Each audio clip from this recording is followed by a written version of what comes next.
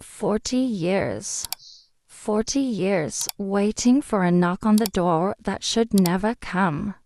At 20 years old, I made the hardest decision of my life. I gave my newborn daughter up for adoption. For 4 decades, I built a carefully controlled life, always wondering if she was okay, if she was happy, if she ever thought about me. Married twice, divorced twice, never had other children. How could I, after what I did, but on a Tuesday morning, at 7:43 a.m., 3 knocks on the door changed everything. I opened the door, but what I discovered was far more shocking than I could ever imagine.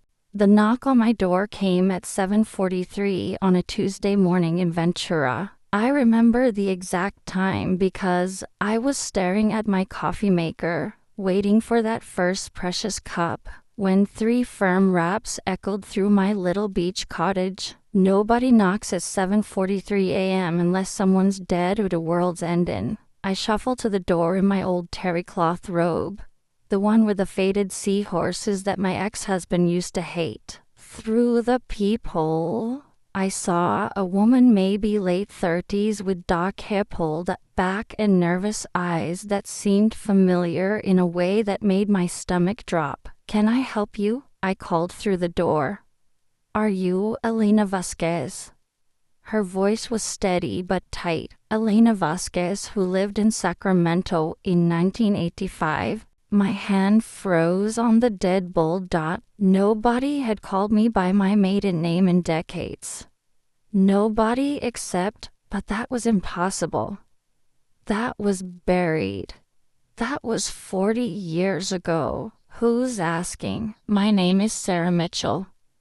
She pressed closer to the door, and I could hear her breathing. I think you might be my mother." The world tilted. The coffee maker beeped behind me, cheerful and oblivious, while my legs turned to water and I gripped the door frame like it was the only thing keeping me upright. 40 years I'd been waiting for this knock. I opened the door. She stood there on my sun-faded welcome mat, this stranger with my nose and my late mother's stubborn chin, holding a manila folder against her chest like armor. The morning fog was just starting to lift off the Pacific, and the salty air mixed with the scent of jasmine from my neighbor's yard. I started, then stopped. "What do you say to the child you gave away, the one you've dreamed about and tried to forget in equal measure? Can I come in?"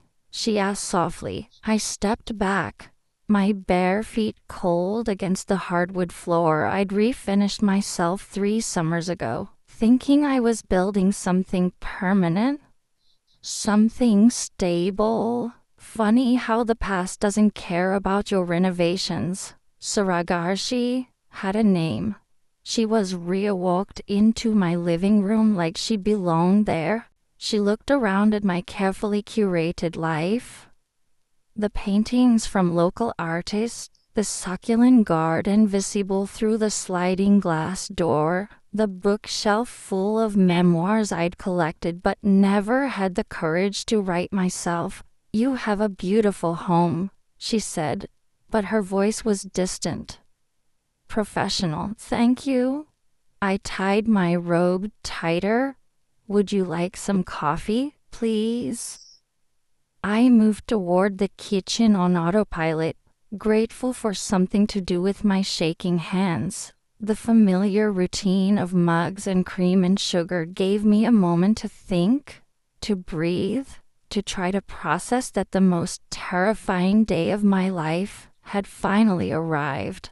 "How did you find me?" I asked, my back still to her. "It took 3 years." She settled onto my couch, and I heard the folder rustle. "Private investigator, DNA testing." A lot of dead ends. Your name was sealed on the adoption papers, but there were ways.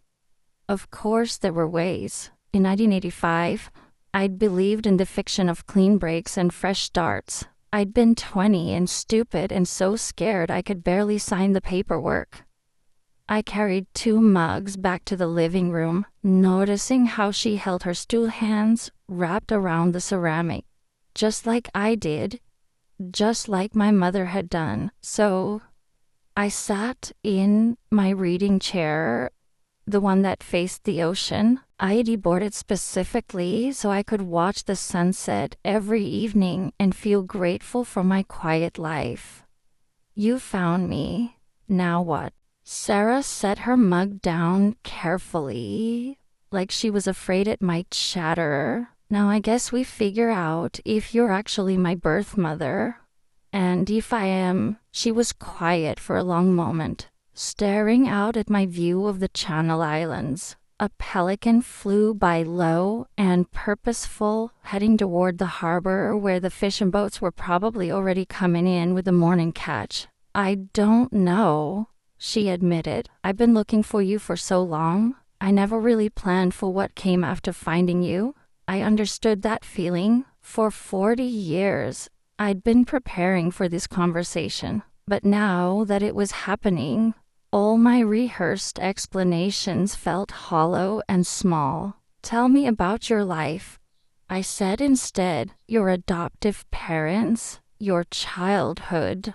Were you happy? Something shifted in her expression, softening just slightly. I am. My parents, my adoptive parents, they're wonderful people. Dad's a high school principal in Fresno. Mom teaches 4th grade. They always told me I was adopted. Never made it a secret or something shameful. Relief flooded through me so suddenly I had to set down my coffee cup. Thank God. Thank God she'd been loved. They supported me looking for you, she continued. Mom even helped me hire the pies, she said. She said she always wondered about the woman who was brave enough to carry me and make sure I had a good life. Brave. I'd never thought of it as brave. I'd thought of it as cowardly running away, taking the easy way out, being too young and selfish to figure out how to be a mother. What about you? Sarah asked. Do you have other children? The question I'd been dreading. Nah. I never did. Divorced twice, actually. I attempted a smile. Apparently, I'm not great at the whole commitment thing. That wasn't entirely true. I'd been married to David for 12 years. And to Marcus for 6, both good men who'd wanted families, who'd wondered why I seemed to freeze up every time we talked about having kids. How do you explain that you're terrified of loving something that much again, that you're afraid you'll mess it up, or that you don't deserve it because of what you did before? Can I ask you something? Sarah pulled the manila folder into her lap. And you can tell me it's none of my business, but ... Go ahead.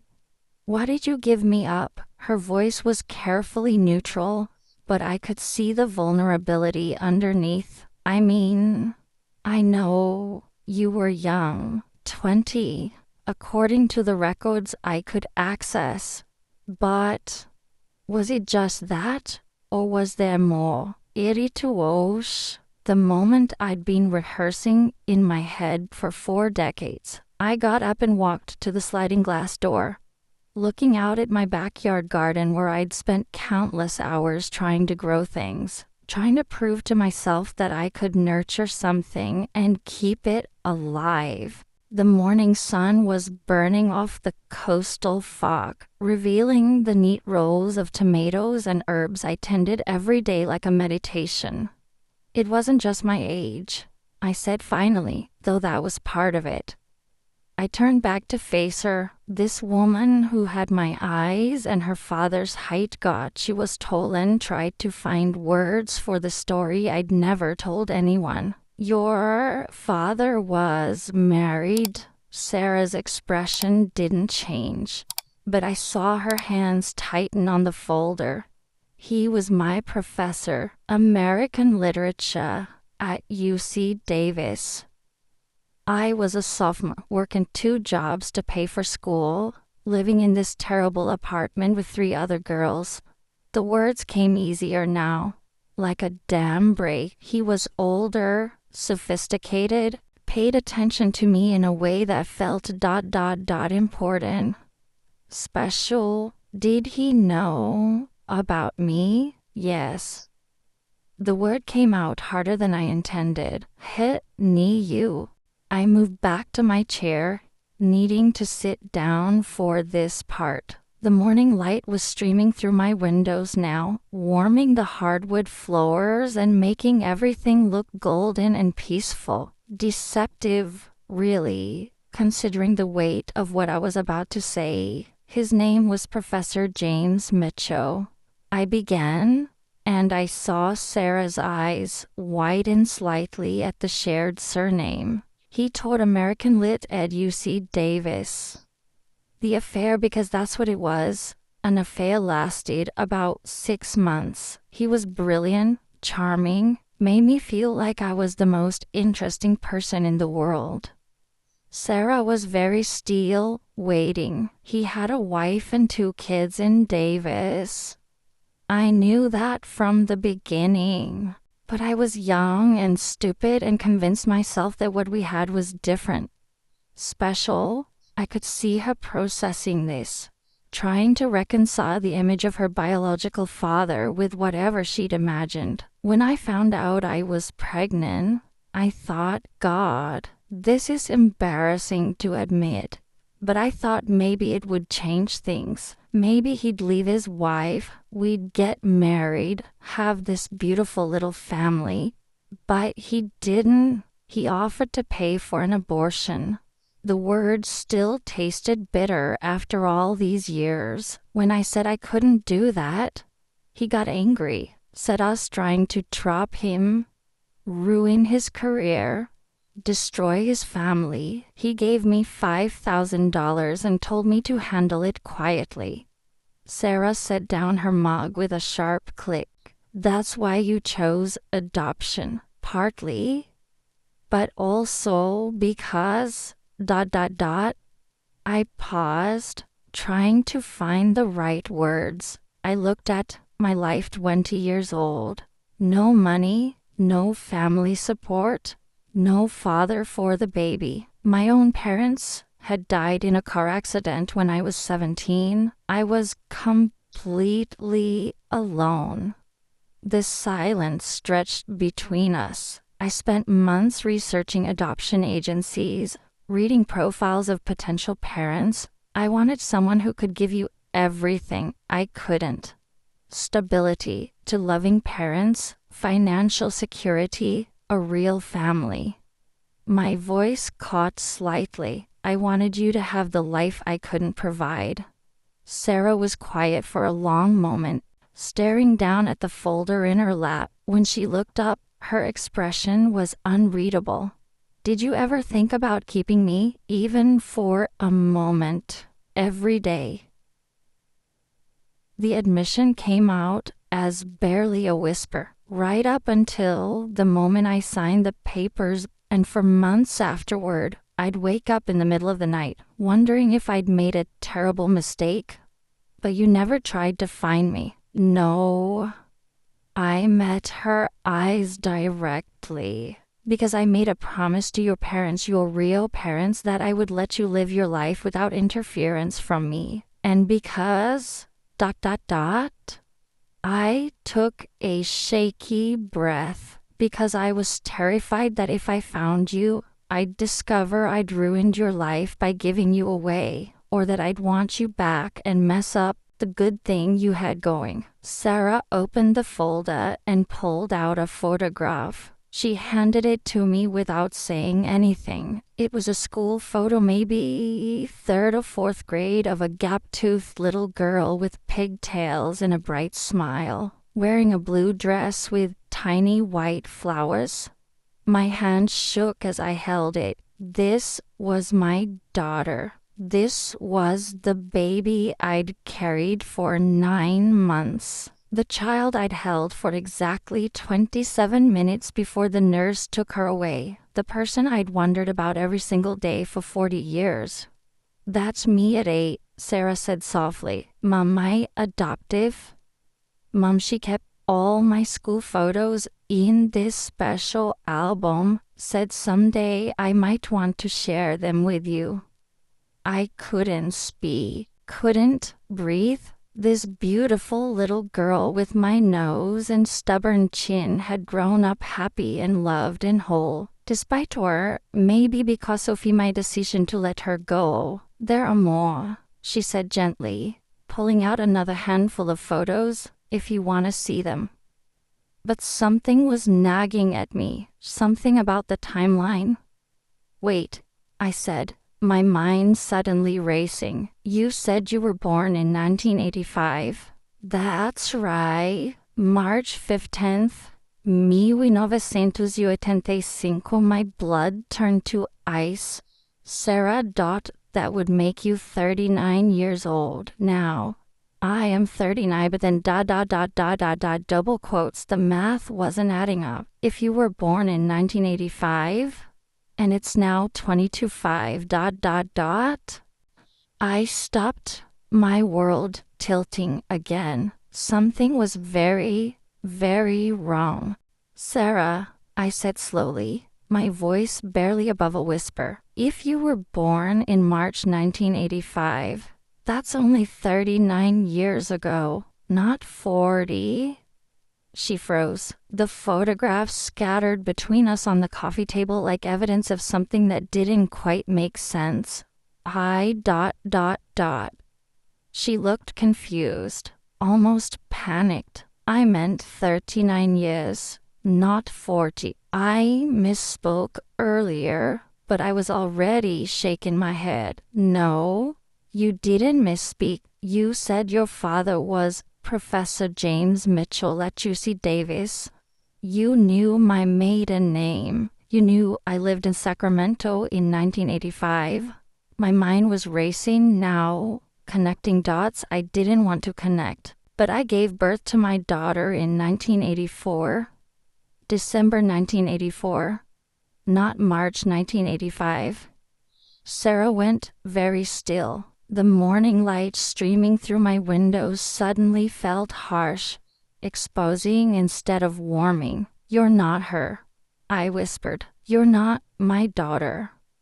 The silence that followed was deafening. Outside, I could hear the normal sounds of my neighborhood, a dog barking, someone starting their car, life continuing on while my world collapsed for the second time in one morning. Sarah's carefully composed expression cracked. Elena, I can explain.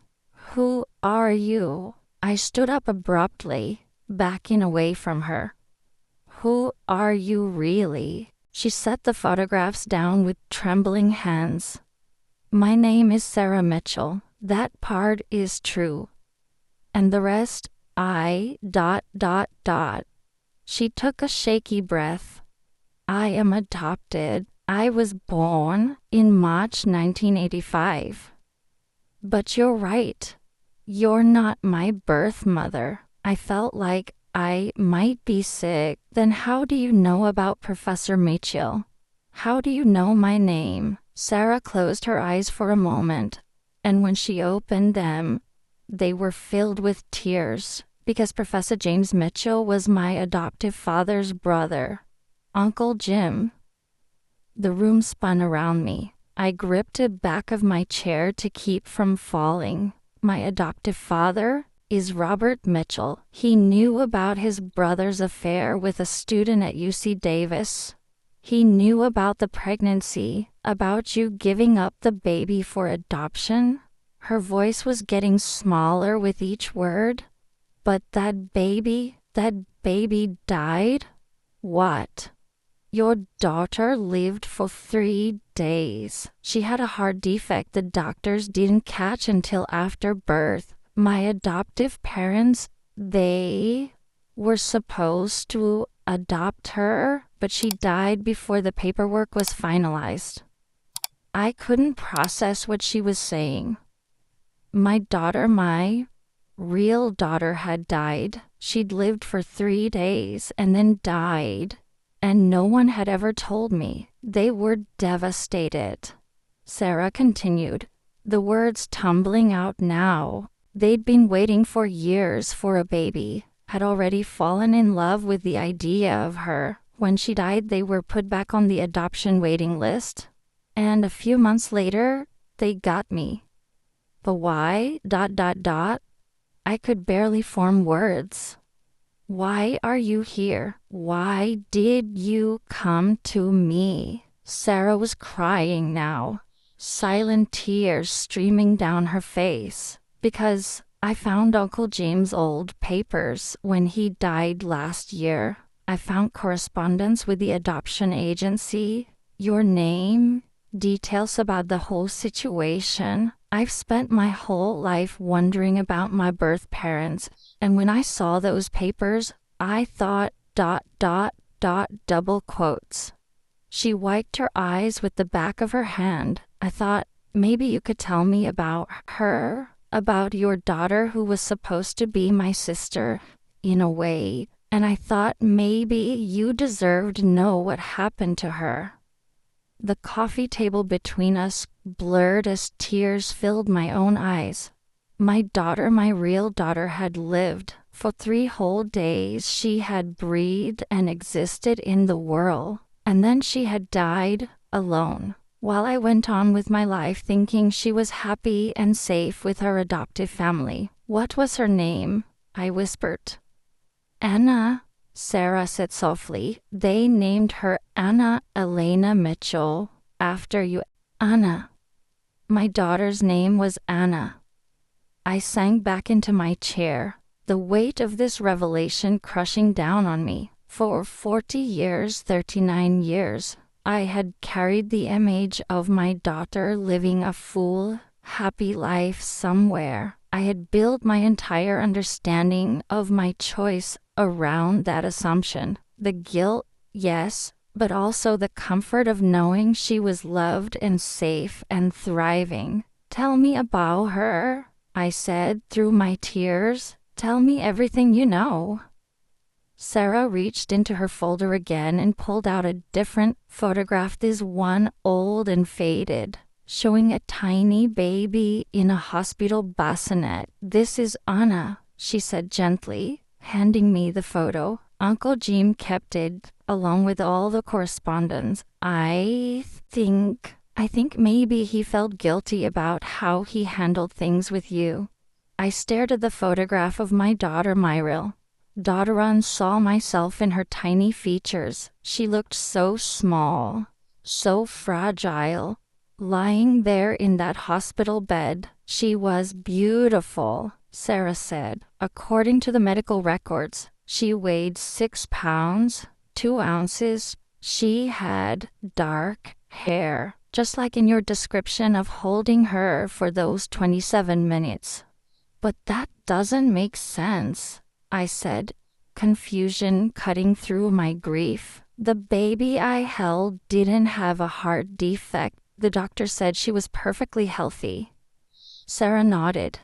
That's what made it so unexpected. The defect was internal, something that didn't show symptoms immediately. It wasn't until her 2nd day that she started having trouble breathing. And by then, double quotes. She didn't finish the sentence. She didn't need to. Were your parents with her when she had double quotes? Yes. My adoptive parents stayed at the hospital the whole time. They held her, talked to her, made sure she wasn't alone. Sarah's voice was gentle, trying to offer what comfort she could. They said she seemed peaceful, like she was just going to sleep. The image of strangers holding my dying daughter while I went about my life, completely unaware, was almost too much to bear. Why didn't anyone tell me? I asked the adoption agency, the hospital. Someone should have told me. According to the papers I found, they tried to contact you, but you'd moved. Left no forwarding address. By the time they tracked down where you'd gone, you'd made it clear through your roommate that you didn't want any contact about the adoption.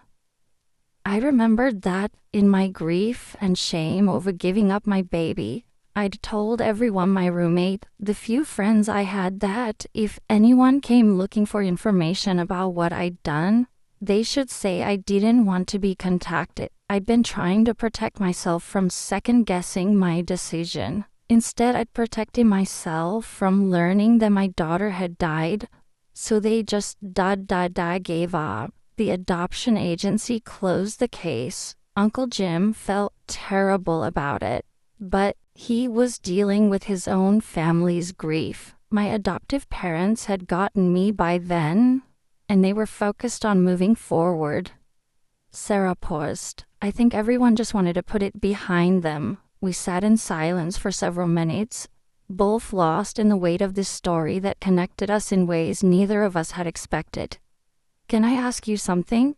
Sarah finally said. I nodded, not trusting my voice. What would you have named her if you'd kept her? The question caught me off guard. In all my fantasies about my daughter over the years, I'd never imagined naming her myself. She'd always been someone else's child in my mind, with a name chosen by parents who would love her better than I could. I don't know, I admitted. I tried so hard not to think of her as mine that I never let myself imagine giving her a name. Anna Elena is a beautiful name, Sarah said softly. Elena for you, and Anna, I think that was just a name they loved. It is beautiful. Another silence fell between us, but this one felt different, less charged with secrets and revelations, more heavy with shared sorrow. Sarah, I said finally, why did you really come here? I mean, I understand wanting to tell me about Anna, but you could have done that with a phone call or a letter. Why the elaborate story about being my daughter? She looked down at her hands. Because I've been wondering about my own birth parents my entire life. And when I found those papers about you and Anna, I saw a woman who'd made an impossible choice out of love.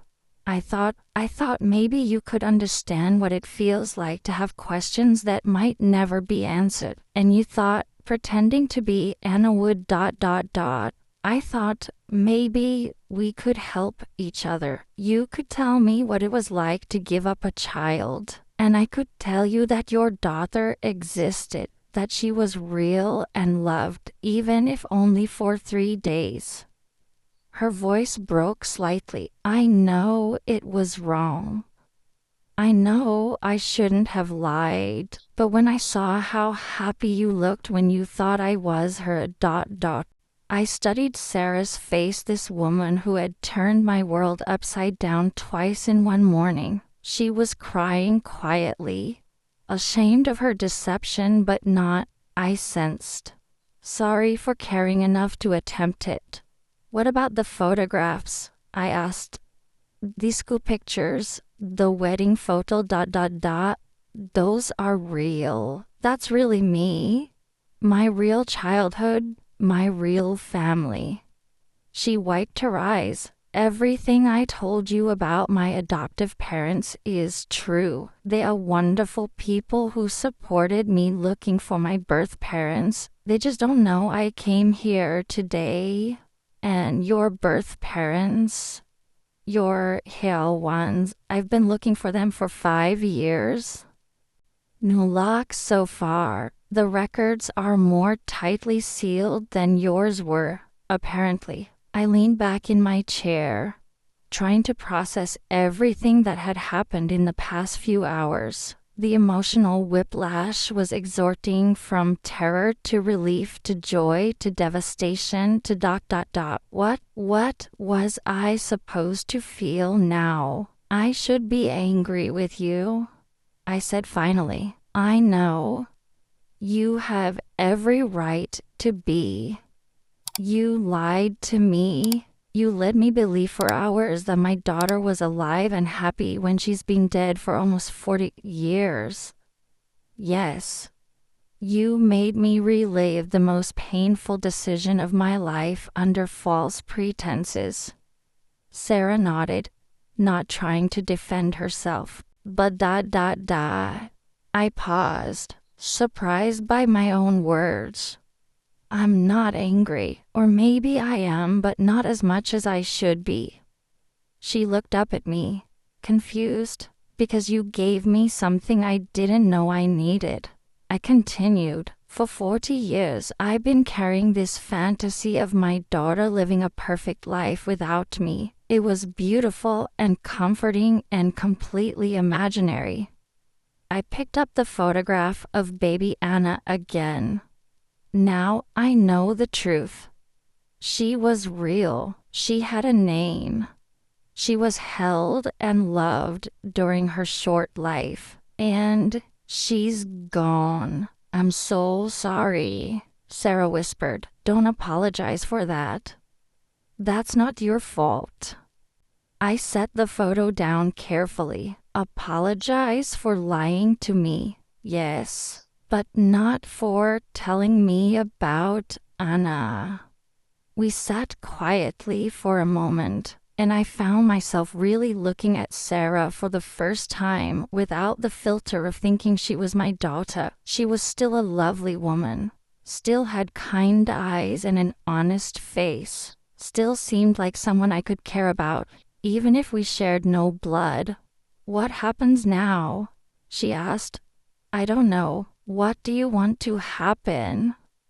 She considered the question seriously. I'd like to stay in touch.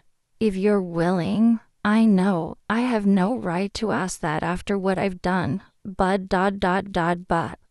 talking to you today, hearing your story, seeing how much you loved Anna, even though you only knew her for 27 minutes. It helps me understand something about love and sacrifice that I've been trying to figure out my whole life. I thought about this, and what do I get out of staying in touch with you?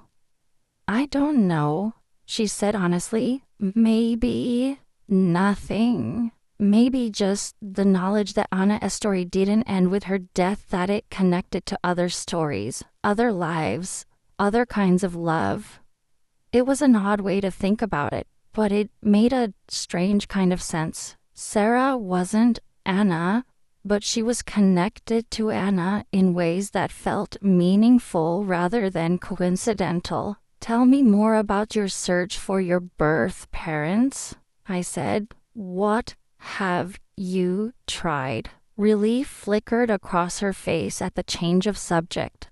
The possibility that we might move past the deception to something resembling friendship. Everything, basically. DNA testing, genealogy websites, private investigators, social media searches. The problem is that my birth parents were probably very young, and people that age in the 1980s didn't leave the same kind of digital footprint that exists now. What do you know about them? Almost nothing. I was born in Fresno, but that doesn't mean my birth mother was from there. I have no medical history, no names, no identifying details. It's like I appeared out of nowhere. I understood that frustration, even though my search had been in the opposite direction, wondering about Anna rather than looking for my own origins. Not knowing was its own kind of torment. Have you considered that maybe they don't want to be found? I asked gently. Every day. That's the worst part. Wondering if I'm respecting their privacy by not looking harder, or disrespecting their choice by looking at all. It was exactly the kind of question I'd grappled with regarding Anna, the balance between honoring someone's wishes and honoring your own need to know. What would you say to them if you found them? Sarah thought about this for a long moment. Thank you, I think, for giving me life, for making sure I ended up with good people, for making whatever sacrifice they made so I could exist. And what would you want them to say to you? That they're glad I turned out okay? That they don't regret their decision, but that they're glad to know me now? The honesty in her answer touched something in me. Despite her deception, Sarah was fundamentally a good person grappling with the same questions about love, identity, and belonging that had shaped my entire adult life. Can I tell you something? I said, of course. This morning, when I thought you were Anna, I felt something I haven't felt in 40 years. What was that? Hope. Not just for myself, but for the future. Like maybe I could stop being so careful with my life and start actually living it. I paused. That feeling doesn't have to disappear just because you're not actually my daughter. Sarah's eyes filled with fresh tears. What do you mean? I mean, maybe the lesson here isn't about who we are to each other. Maybe it's about who we can choose to be to each other going forward. I stood up and walked to my kitchen window, looking out at the garden I'd tended so carefully for years. All those plants I'd nurtured from seeds, watching them grow and flourish under the right conditions. Maybe relationships could work the same way. I've been thinking, I said, turning back to face her. You need someone who understands what it means to give up a child. And I need someone who understands what it means to wonder about a child you've lost. You mean double quotes. I mean, maybe we can help each other figure out what comes next. You can tell me more about on everything you learned from your uncle's papers, and I can help you think through your search for your birth parents. Sarah was staring at me like she couldn't quite believe what she was hearing. You do that, even after I lied to you. People lie for all kinds of reasons, I said. Some lie to hurt others, some lie to protect themselves, and some lie because they trying to connect with someone and do you want to know how to do it honestly. I sat back down across from her. I think you fall into that last category. I do. I really do. Then we can work with that. For the first time since she'd revealed the truth, Sarah smiled a real, genuine smile that lit up her entire face. There's something else, she said, reaching into her folder one more time. Something I wasn't sure whether to show you, but now ... She pulled out a piece of paper that looked official typed, with letterhead and signatures. What is it? It's Anna's death certificate, but look at the bottom. I took the paper with shaking hands and read through the formal language about cause of death and time of death until I reached the bottom, where someone had written a note in pen. Baby was alert and responsive until the end. She seemed to recognize her adoptive parents' voices and would calm when they spoke to her. On her final day, she gripped her adoptive mother's finger tightly and held on for several hours. A nurse reported that she appeared to smile just before she passed. My vision blurred as I read the words. My daughter had smiled in her last moments, surrounded by people who loved her. She had smiled. I thought you should know, Sarah said softly, that she wasn't suffering, that she seemed peaceful. I folded the paper carefully and held it against my chest. For 40 years, I'd carried the image of holding Anna for 27 minutes. Now I also carried the image of her final smile, and somehow that felt like closure in a way I'd never expected to find. Thank you, I said, for bringing me this, for telling me about her, for caring enough about a stranger to make sure she wasn't forgotten. She wasn't a stranger, Sarah said. She was your daughter. And in a weird way, she's the reason we found each other.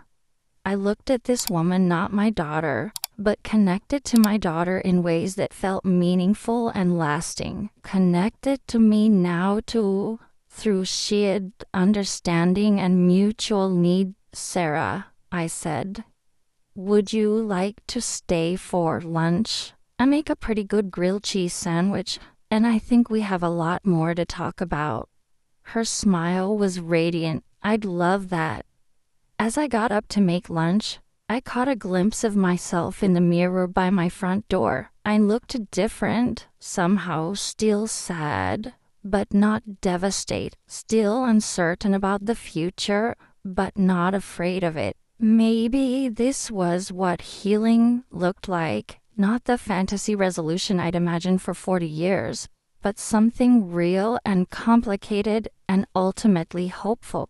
Over grilled cheese sandwiches and fresh tomatoes from my garden, Sarah told me everything she'd learned about Anna from her uncle's papers, the hospital where she was born, the doctors who cared for her, the exact timing of when her heart condition became apparent. Uncle Jim kept a Jonah during those 3 days, Sarah said, pulling out a small notebook. I probably shouldn't have taken it when we cleaned out his house.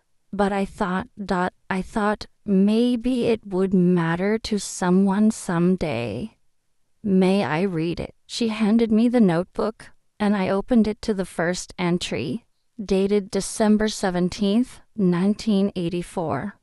The baby arrived today. She's beautiful, looks exactly like Elena did at that age, based on the photos she gave the adoption agency. Robert and Mary are over the moon. After 3 years of waiting, they finally have their daughter. We've decided to name her Anna Elena as planned. Elena would be proud, I think. I hope someday we can tell her how perfect her daughter is.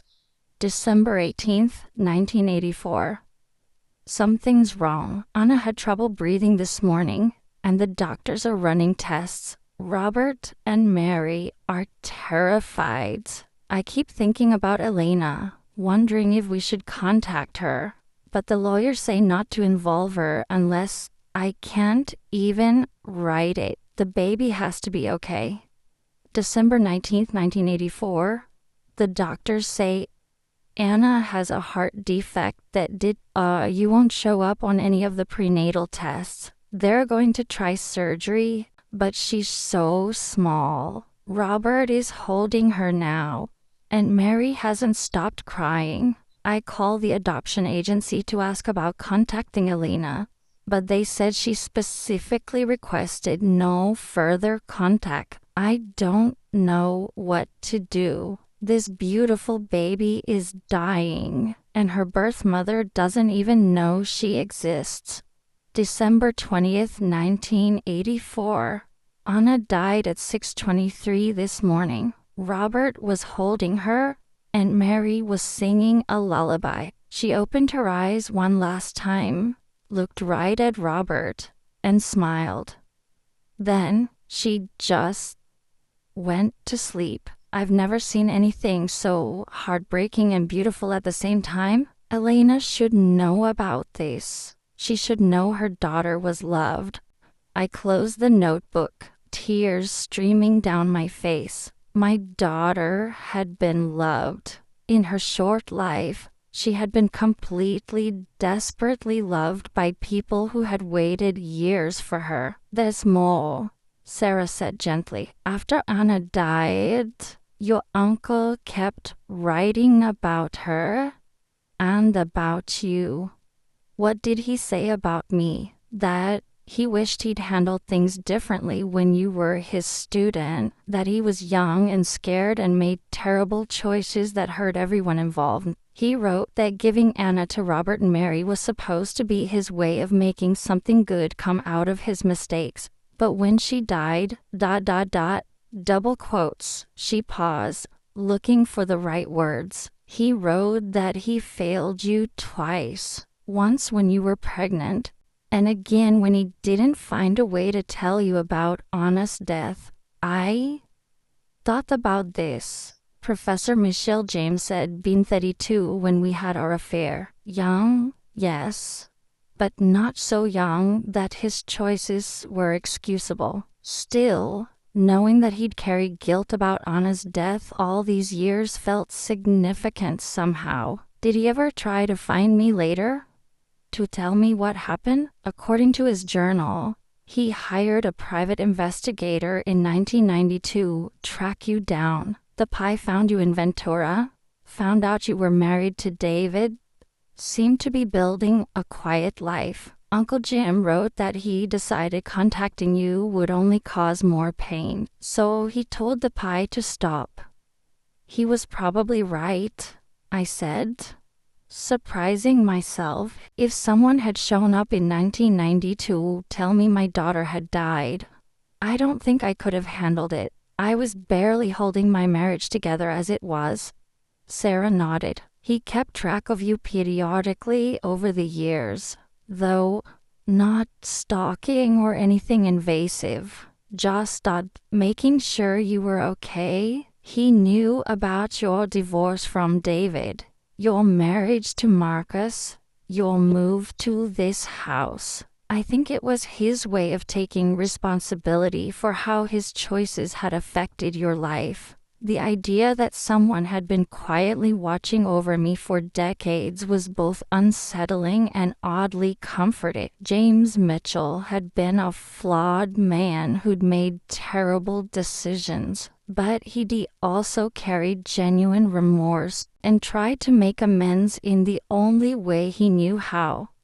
What happened to Robert and Mary, Anna's adoptive parents? They're still in Fresno, still married, though they never had other children. They volunteer at the Children's Hospital where Anna died. I've been doing that for almost 30 years now. Sarah smiled sadly. They never forgot her. Every year on her birthday, they donate toys to the pediatric ward in her memory.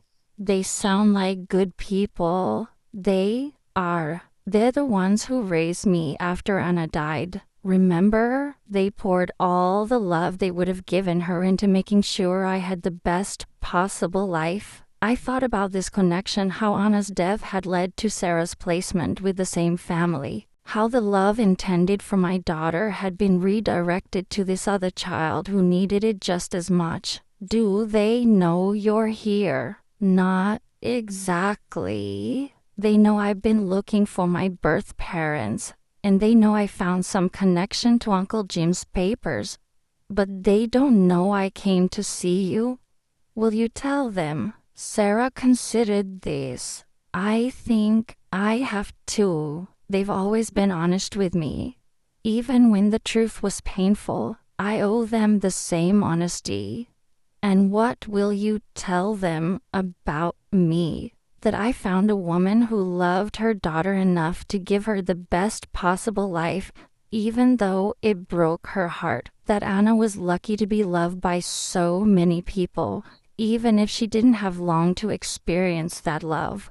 We spent the rest of the afternoon talking about smaller things: Sarah's work as a physical therapist, my graphic design projects, her children's personalities, my failed attempts at dating after Marcus. Normal conversation between two women who were slowly becoming friends rather than strangers connected by tragedy. As the sun began to set, painted my living room in golden light, Sarah gathered her things to leave. Can I ask you one more thing? She said as she packed Uncle Jim's journal back into her folder. Of course. What would you want me to tell Anna if I could? If there were some way to communicate with her? The question caught me off guard with its sweetness. No one had ever asked me what I wanted to say to my daughter. I'd want her to know that giving her up was the hardest thing I ever did. but that I did it because I loved her completely. I paused, thinking, and I'd want her to know that she mattered, that her short life had meaning, that she was loved by people who never even got to meet her. She knew she was loved, Sarah said with certainty. Robert and Mary made sure of that. And Uncle Jim wrote that even the hospital staff were attached to her. The nurses would come in during their breaks just to hold her. Good. That's good. Sarah stood to leave, then hesitated. Elena. Would it be okay if I came back sometime? Maybe in a few weeks? I'd like to help you plant something in your garden for Anna. If you're interested. The offer was so thoughtful, so perfectly right, that I felt tears prick my eyes again. I'd love that. What kind of plant were you thinking? I don't know yet. Maybe we could research it together, find something that blooms in December for her birthday. That sounds perfect. At the door, Sarah hugged me again, but this time it felt different. Less desperate, more genuine. The hug of a friend rather than a daughter trying to reconnect with her mother. Thank you, she said as we separated, for listening, for understanding, for not hating me, for lying to you. Thank you for bringing me Anna's story, for making sure she wasn't forgotten. After Sarah left, I sat in my garden as the sun set over the Pacific. The evening air was cool and salty, and the jasmine from my neighbor's yard was beginning to release its evening fragrance. I thought about the day I'd just experienced the emotional roller coaster of thinking I'd found my daughter, then losing her again, then discovering she'd been lost long before I ever knew to look for her. But I also thought about the unexpected gift of meeting Sarah, of learning that grief could connect people in ways that shared DNA couldn't. That love could be complicated and messy and still be real. Tomorrow, I would call the florist and ask about flowers that bloomed in December. I would start planning a garden memorial for Anna.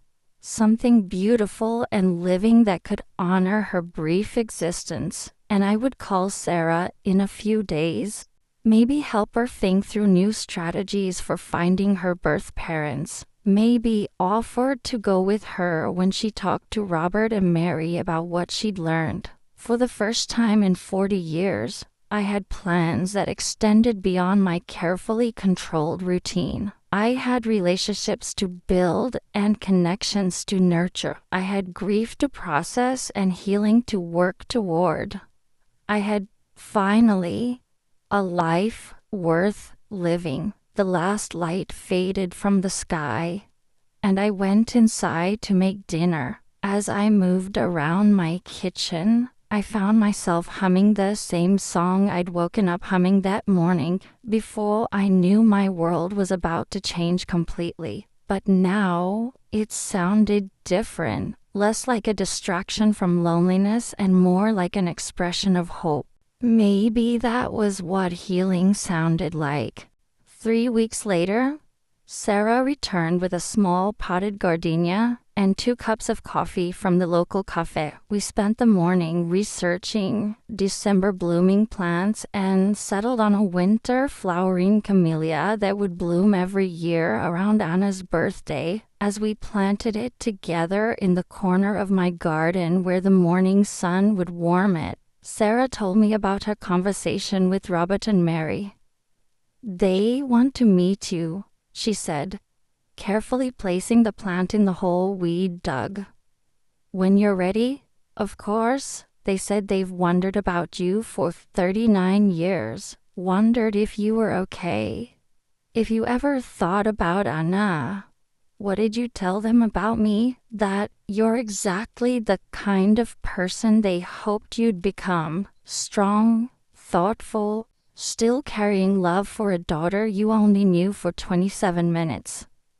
I packed soil around the camellia's roots, Thinking about this possibility, meeting the people who had held my daughter as she died, who had loved her in the ways I'd never had the chance to, I think I'd like that, I said. Maybe we could all visit Anna's grave together. She's buried in the Fresno Cemetery. In the children's section, Robert and Mary put a headstone there with her full name. Anna Elena Mitchell. They visit every month. The idea of my daughter having a real grave, a real place where she was remembered and honored, felt like another piece of healing I hadn't known I needed. Sarah, I said as we finished planting, have you thought any more about your own birth parents? About where to search next? She sat back on her heels, brushing dirt from her hands. Actually, yes. Talking to you about Anna made me realize something. What's that? That maybe the point isn't just finding them. Maybe the point is understanding my own story, regardless of who the other characters turn out to be. I understood what she meant. My search for Anna had really been a search for understanding my own choices, my own capacity for love and sacrifice. As we watered the newly planted camellia, I thought about how much my life had changed in just 3 weeks. I'd started therapy with a counselor who specialized in adoption issues. I'd called my ex-husband David and, for the first time, told him the truth about why I'd been afraid to have children with him. Most surprisingly, I'd started dating again. Nothing serious.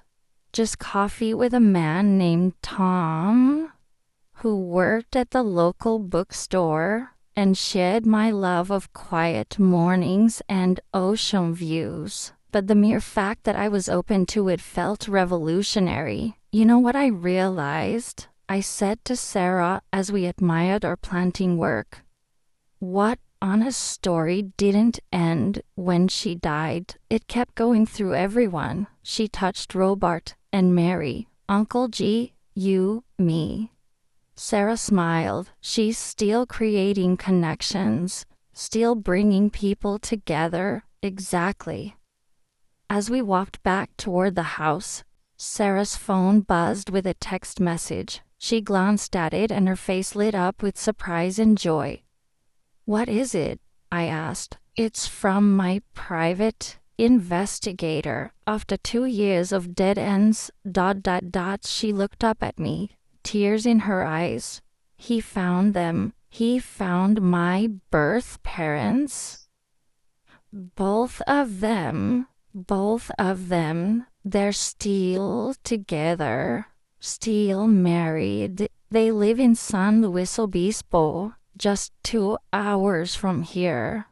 She was shaking with excitement and fear. They want to meet me. I felt a surge of happiness for her, mixed with a tiny pang of something that might have been envy. Sarah was about to get the reunion I'd dreamed of for 40 years but would never have. Are you ready for that? I asked. I don't know. Maybe. Will you? Tal quotes she paused, looking uncertain. Would you consider coming with me for moral support? The request surprised me, but it also felt right. We'd helped each other through one difficult truth. Maybe we could help each other through another. I'd be honored too, I said. As we sat on my porch that evening, watching the sun set over the Pacific, I thought about this strange journey that had brought us together. Anna's death had led to Sarah's adoption by the same family that would have raised my daughter. Sarah's search for connection had led her to me, and now we were both moving forward, but together instead of alone. Sarah said as the first stars appeared in the darkening sky. Yes, do you think Anna would be proud of us, of how we've handled all this? I thought about my daughter's brief life, about the love that had surrounded her even in her final days, about the ripple effects of connection and healing that had grown from her story. I think she'd be amazed that something so beautiful could grow from something so sad, I said. And I think she'd be happy that her story didn't end with her death, that it kept going, kept bringing people together, kept creating love. Sarah nodded, satisfied with that answer. The camellia we'd planted was barely visible in the gathering darkness, but I knew it was there. In December, it would bloom with white flowers that would catch the winter sunlight and remind me that love persists, that connections endure, that healing is always possible, especially when it comes in ways we never expected. 40 years of questions had led me here, to this porch, to this friendship, to this understanding. Sometimes the answers we find are even more meaningful than the ones we thought we were looking for. Anna's story was finally complete. But mine was just beginning.